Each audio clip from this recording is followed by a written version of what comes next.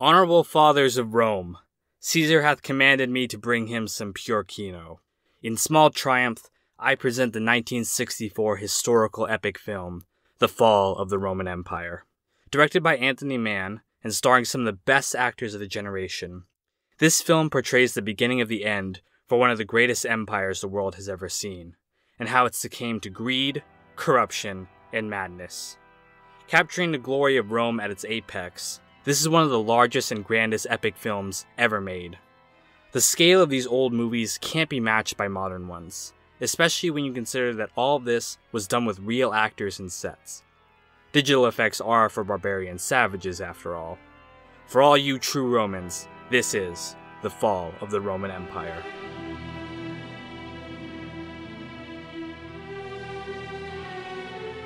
The film opens with a narration warning us how empires fall.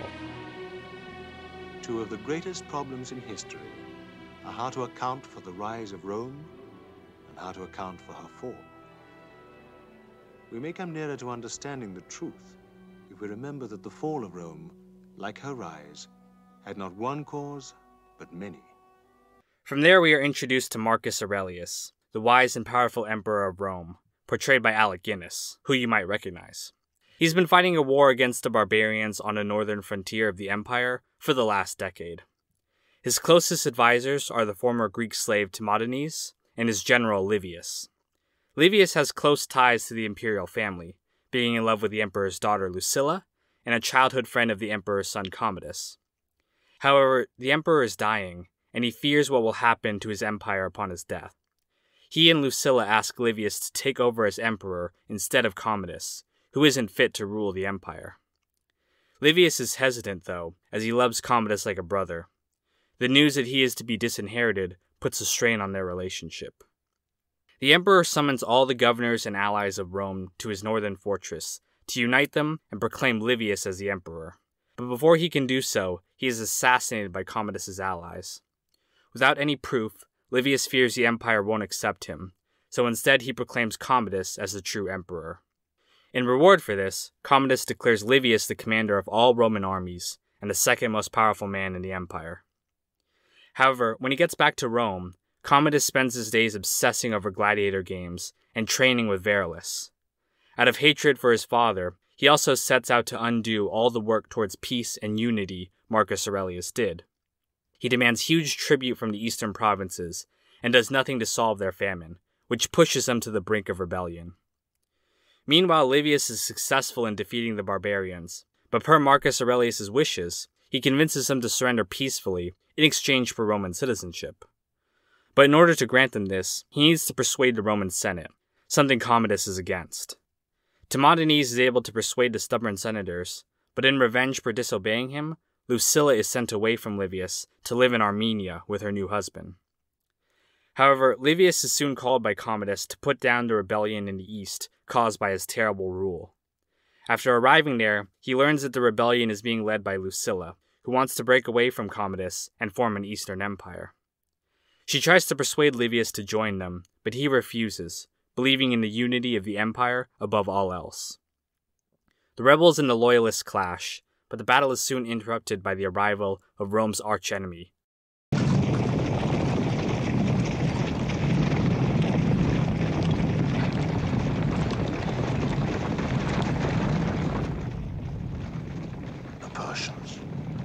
Who use the opportunity to attack the Romans. The Romans, both rebel and loyalist, unite to fight the Persians, and they drive them off and win a great victory for Rome. Lucilla's husband is killed in the fighting. In honor of his victory, Commodus invites Livius to rule as joint emperor with him if he will inflict cruel punishment on the rebellious provinces. Livius refuses, however, and marches on Rome to remove Commodus from power. This only drives Commodus further into madness, and he attacks the now peaceful barbarians without any provocation. Commodus is killed in the attack, and peace in the north is lost forever. Livius enters Rome to try and peacefully end the conflict, but he finds that Commodus has been declared a god by the Senate, who seek to curry favor with the mad emperor. After bribing his troops into abandoning him, Commodus captures Livius and Lucilla, and sentences them to be burned alive in sacrifice to him. However, before the pyre is lit, he challenges Livius to a duel for the throne. Though he is badly wounded, Livius manages to slay Commodus and save Lucilla. The Senate offers him the throne, but he refuses, as Rome has become too corrupt for even him to save. As he and Lucilla ride off, and the Senate offers the throne for sale, the film ends with the warning that for empires, collapse comes from within. Now, if any of that sounds familiar, it's because this film was one of the inspirations for the 2000 film Gladiator. Livius and Maximus share an almost identical role, being the preferred choice of emperor over Commodus. And while Gladiator is probably the tighter and more entertaining story, it always felt like more of a historical action film rather than a historical epic. The defining characteristic of epic films is the scale that they capture, and this film does an amazing job showing the grandness of the Roman world, especially considering they used only practical effects. Primarily filmed in Spain, in actual Roman settlements, the production team was able to successfully reconstruct the Roman world. The Forum where the climax takes place holds the record for being the largest outdoor film set ever built. Unique for the time, they also didn't employ matte paintings to simulate huge backgrounds. When you see shots like this, those are real locations being filmed.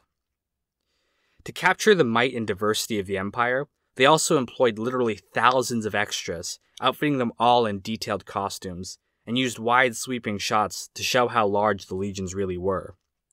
Again, these are all real people, trained on how to march and fight like soldiers, not digital creations added in after post. Fight scenes like this might seem a little hokey from our modern perspective, which is used to violent displays of blood and gore, but they pack more of a punch knowing it was all filmed with real effects. The cast gives a great performance as well. Alec Guinness as Marcus Aurelius brings the same wisdom and dignity he brought to a galaxy far, far away. He is a philosopher as much as he is an emperor, and years of war and campaigning have made him weary. As his time comes to an end, his thoughts are consumed with how he can ensure peace for the various people of his empire. A few days longer, Caesar. We'll bring you his head. No, Livius, please don't bring me his head. I wouldn't know what to do with it. Bring him to me alive. But he is the heart of the barbarians. Then bring me the heart of the barbarians. I wish to speak with him. Speak with him? Rome has existed for 1,000 years. It is time we found peaceful ways to live with those you call barbarians. So bring me this Balomar, alive and quickly. Sophia Loren received international acclaim even before this film for her role in Two Women, and to this day she's considered one of the most accomplished actresses of classic Hollywood. Stephen Boyd as Livius isn't that notable. He carries himself with honor and dignity, but his performance doesn't have that much depth. Now Christopher Plummer as Commodus, however, is amazing. I love when actors are given a chance to just have fun with the role, and Plummer looks like he's having the time of his life with this outlandish character. You told me once you'd never heard the gods laughing. Listen.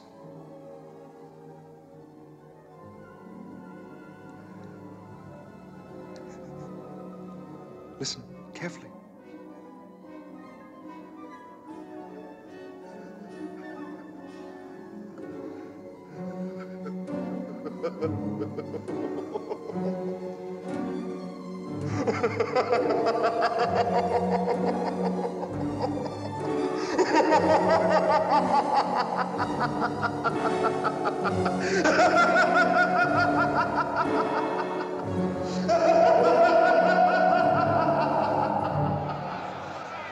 It's not all laughs, though. You can feel Commodus' descent into madness after learning that his real father is Verulus. Despite doing horrible things, we can still sympathize with him, thanks in no small part to Plummer's performance. However, Commodus might be a little too sympathetic. When compared to Gladiator, he's much more merciful. Am I not merciful? He has no part in his father's death, offers to share the throne with Livius, and in their final duel, he makes no attempt to cheat. Even his descent into madness seems to be caused by Livius' rejection, rather than the other way around. He does bad things as well, but ultimately seems a little too reasonable to be the cause of the titular fall. As far as historical accuracy goes, I'm not history buffs, and I can't give a detailed breakdown of what the movie got right and what it got wrong. But I am a huge fan of Roman history, and even I know that this is an incredibly idealized and oversimplified version of the events. The film suggests that Rome was a peaceful, benign presence in the world, and if not for Commodus, the world would live in happiness and tranquility under the empire until the end of time. What a load of crap. Rome was violent and cruel to the people it conquered since the days of Julius Caesar. And while the reign of Commodus was the start of Rome's decline, things were often terrible for the provinces even before he took the throne. One other problem the film has is with music. Now, the score is incredible. Unusually long for the time at 150 minutes, it was composed by Dmitri Tiomkin, who composed the score for a lot of westerns as well, such as High Noon. When it gets going, it's epic and matches the scale of the film well. But often, it feels too happy. Take this scene towards the end of the film. The dancing mob creepily highlights Rome's fall to Commodus' madness, but the music makes it seem almost like we should be celebrating.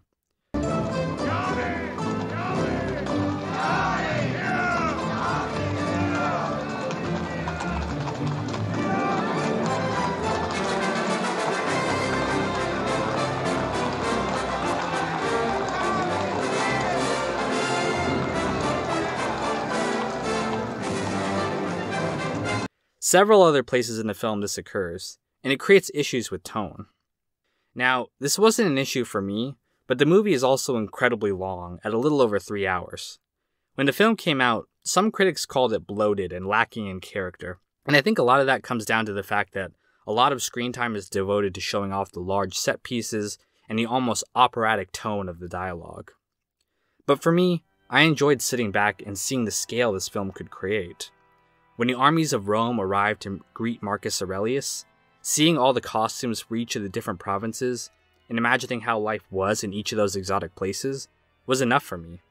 Watching these older flicks and just enjoying their look takes me out of my current life and into a different world. And the way they deliver that dialogue in that older style just adds to the feeling that I'm experiencing a completely different time. Well, fellow Romans, that's about all I have to say for this film. If you liked the review, be sure to subscribe, and leave a comment telling me what classic Kino you think I should review next.